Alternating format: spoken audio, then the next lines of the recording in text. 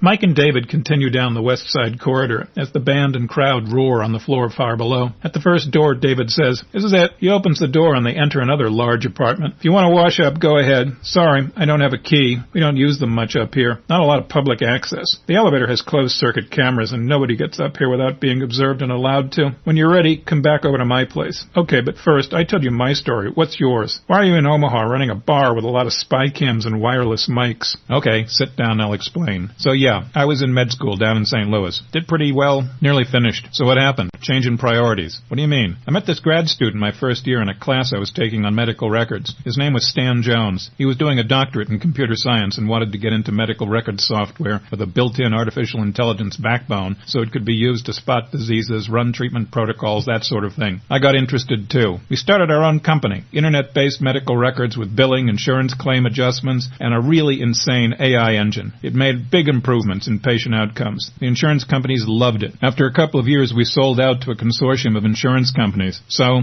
by the age of 25, I quit medical school and was seriously rich. I stayed on in St. Louis after the buyout, had a big penthouse on Lindell Boulevard. Anyway, Stan decided to get into local politics. He started a crusade to crack down on organized crime. That was going to be his give back. Politics wasn't my thing, but I agreed to help him. It wasn't long before he and I were on the wrong side of a lot of influential people. So, long story short, one night some of their thugs ambushed Stan in a parking garage downtown after a meeting he'd been at. I was supposed to be there too, but something came up at the last minute. He was the last to leave. In the empty garage, out of sight of any witnesses, he was attacked from behind. They stuffed his body into the back of an SUV. They took his body out to a secluded wooded area near Portage de Sioux along the Missouri River before it joins the Mississippi. They hacked the body to pieces, arms, leg, head, pretty grim stuff. Then dug a shallow grave, buried him, and piled rocks to keep the spring floods from uncovering the corpse. Then one day an old Mexican farm laborer appeared like a ghost on KMOX-TV. In broken English, he said that he had seen some guys bury a body out near the Alton Dam. They ID'd the corpse a few days later. It was Stan. I guess I panicked. I figured since I worked pretty close with him on his projects, I might be next. I didn't put much trust in the St. Louis legal system. I put up some bullshit story that I was going around the world on a cruise. Instead, I loaded up the Jag and headed west. A few manipulations of some bank records and some fake credit card transactions, and as far as anybody could tell, I was in the high and surly seas. Why, Omaha. I knew a few people out here from my former company. You know, Vidi Velcro. I came, I saw, I stuck around. Seemed as good a place as any at the time. Now I'm sort of attached to the place. Did they ever catch you murdered Stan? Nope, the police never got anywhere. I don't think they were really too interested anyway. So, you decided to stay here? Yeah, path of least resistance. I kind of like it, though. I bought this old warehouse. Someone had it renovated into an office building with the big central atrium a few years back. They went belly up and I bought it and converted it into what you see now. I always wanted to own a bar, you know. But it's a cop-out. I should have stayed in St. Louis and fought back. I wish I did, but I didn't. So besides living upstairs from a saloon, now, explain what's all this security stuff. This place is a bit more than meets the eye. You saw the dance club downstairs, but on the upper floors it's an office building. I have my own computer operation here. We do a lot of non-public research and development. The bar is sort of a hobby and a cover. How's that? Mikey, you walked into a cyber warfare ops center and started asking questions. Huh? Cyber warfare? Like what? Like terrorist group monitoring, tracing hidden sites and assets, data mining, industrial and sovereign espionage, propaganda, homeland security, infrastructure attacks, intrusion detections, DOS, that's denial of service, and associated countermeasures. That sort of thing. Just the basics, says David, with a mischievous grin. This is getting complicated. Explain. There are a lot of naughty people out there, and with the way things are interconnected, the drug war, economic war, or the next world war will probably be fought in cyberspace. We build weapons and defenses for that war. The offices and some of the computer and communication equipment are on the middle floors. From here, we can access and monitor just about any system, network, or database in the world. So what exactly does this involve? Who do you work for? Mainly we have contracts with governments, multinational corporations, and large utilities. This is the main office, but I have other sites around the world. And I thought this was a bar. What are you, the NSA of Omaha? Actually, in a word, yes. Anyone know about this place? We try to keep a low profile, but it's not a well-kept secret in the intelligence community. Is it illegal? Sure, why not? If some aerospace company can make missiles to take out the enemy, why can't we make software to do the same? Do you have any idea how dependent society is on technology right now? Well, sorta, I guess.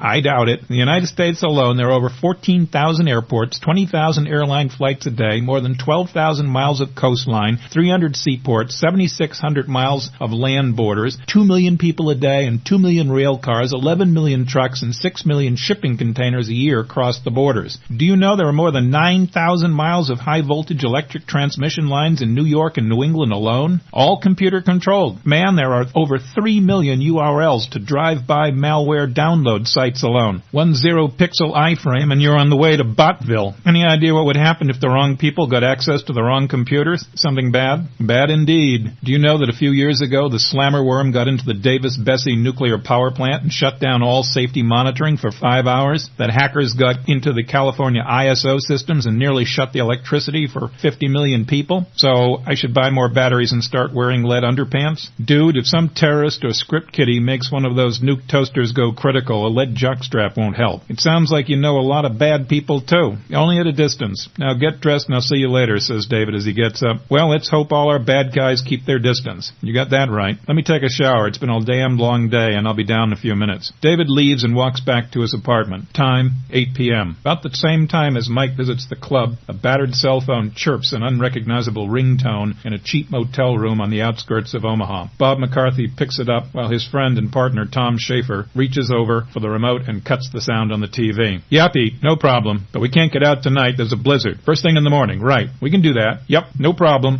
I'll get back to you, and hits end. Bob quickly writes an address on a pad of paper and says, that was Pete. He wants us to go check out something tomorrow. Where is he? Omaha? No, he's in Des Moines. What's up? Why did he call us? I thought Joe pretty much handled things in Omaha. Seems Mike McAneas has a problem with the organization, and since Mike worked for Pete, he's Pete's problem, I guess. He doesn't want Joe involved at the moment, says Bob. Mike? So what happened to him? I don't know, but I guess he's on the run or something, and Pete's looking for him real bad. He sounded seriously angry. We're supposed to go check out a lead first thing tomorrow. Mike's credit card was used at a motel near here. Chapter 2, Tuesday, January 9. Time, 8 a.m. Tuesday morning dawns to the rosy luster of the rising light as Tom and Bob dig their car out from the snowdrift that buried it the night before. They managed to free it from the snow after much jockeying back and forth. They jog back to the car and drive off to the address of the motel Pete gave them. Hey, look, isn't that Mike's old car? Says Tom, pointing towards a mound of snow with wheels. Sure looks like it. Check out the plates. Yep, must be. Polk County, Iowa. Let's go see what we can find out from the desk clerk, says Tom as they walk towards the small lobby. When they enter, a bell goes off. Another guy follows them in and waits his turn, browsing through some tourist brochures in a rack near the door. A woman behind the counter stops what she's doing with a pile of papers and turns towards them. Howdy? That's one big load of snow out there, says Tom, as he and Bob stomp the snow from their boots. We're looking for a friend of ours. That looks like his car out there, as he points to Mike's car. He said he'd call us when he got in, but we haven't heard from him. What's his name? Mike McAneas. He's from around Des Moines. Yeah, I think he checked in last night. Let me look, says the desk clerk as she fiddles through the computer. I was right. I remember him now. Yep, checked in last evening. Here's his name, Mike McAneas, but I don't think he slept here last night. How's that? Asked Tom. Well, about 8 o'clock. I was working last night. I sees him go up the street towards that big dance club, Maroon. You know what I'm talking about? Well, I was on until late. My replacement didn't show because of the storm, but I never did see no one come back. Wait a sec, let me check. We didn't have many guests last night, storm and all. She picks up a small two-way GMRS radio. It looks like a cell phone and pages the housekeeper. Hello, Betty, what's up? Say, June, do you know if anyone slept in room 135 last night? I just cleaned there, and no, the bed hadn't been used. Didn't really look like anyone stayed there except for a couple of cigarette butts, some wrappers, and a cheap bottle of wine. Anything wrong? I hope not. Just trying to figure out what happened to the guy who was staying there. Thanks, June, as she clicks off the radio and puts it back in its recharger stand. I guess he didn't come back. I hope he's not in any trouble. Seemed like a nice guy. That was a bad storm last night. But I know the owner of that club. He lets people stay the night when the weather's real bad. He probably stayed there. Right. He's probably okay. We'll check that club up the street, says Bob as he slips her a $50 bill and they leave. The other guy waiting by the door asks directions for a downtown theater and leaves a minute later. Tom and Bob hike up the snow-packed street to the club the desk clerk pointed out. The wind is howling from the north and kicking up plumes of loose snow. Looks like it's closed, says Bob. Wait, here's a sign. Yeah, it won't be open until 6 p.m. tonight. I don't see any signs of life, says Tom. Let's get back to the car and phone Pete. They trudge back down the street. Bob phones Pete and says, we found his car at that motel. He left early in the evening and probably went to a dance club about 2 blocks away. The maid said his bed wasn't slept in. We went up to the dance club. It's closed. Won't be open until 6 tonight. The desk clerk said the owner lets the crowd sleep over when there's a bad storm. Tom pokes him and points at the motel parking lot. Shit, says Bob. Wait a minute. While we were up checking out that dance club, his car's been moved. It's not in the parking lot. what now? Go back to the motel and find out what you can. See if he checked out. Call me right back, says Pete. Tom and Bob go back to the reception lobby. Say, did you see what happened to Mike's car? Oh yeah, one of your friends came back and checked him out. My friends? Well, I thought so. There were two of them. One of them was here with you about 15 minutes ago. He was over there looking through the brochures. Wasn't he with you? Yeah. Oh yeah, that guy. I didn't remember he came in here. Thanks. That explains it. Thanks again. We'll catch up with them. Back in the car, Bob phones Pete again. There were two other guys here. One of them was in the lobby when I was there questioning the desk clerk. I didn't notice him. He was behind me. The desk clerk thought we were together. Anyway, he came back while Tom and I went up to the dance club. He cleared out Mike's room and turned in his key card. Then he's in Omaha, and he's got someone helping him. Okay now, get over to Joe's warehouse. I'm going to fax a picture of Mike there. I want you two to go to that club when it opens and find out everything you can. Show the picture around. Show it to the waitresses, bartenders, whoever. See if anyone saw something. That clear? Yep, no problem. Call me back as soon as you have anything. Click. Bob says, could you hear that? Yep, let's get to the warehouse and make sure we get paid for that cash you gave the desk clerk.